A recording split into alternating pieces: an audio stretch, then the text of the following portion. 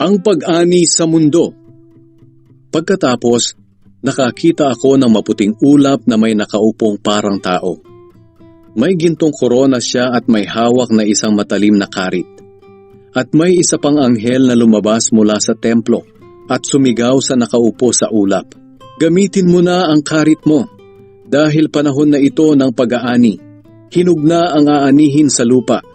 Kaya ginapas na ng nakaupo sa ulap ang aanihin sa lupa.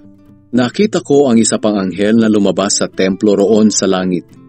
At may karit din siyang matalim. At mula sa altar ay lumabas ang isa pang anghel. Siya ang anghel na namamahala sa apoy doon sa altar. Sumigaw siya sa anghel na may matalim na karit. Gamitin mo na ang karit mo at anihin mo na ang mga ubas sa lupa dahil hinog na. Kaya inanin niya ito at inilagay doon sa malaking pisaan ng ubas. Ang pisaang iyon ay ang parusa ng Diyos. Pinisa ang mga ubas sa labas ng lungsod at umagos mula sa pisaan ng dugo na bumaha ng hanggang 300 kilometro ang layo at 1 dipa ang lalim.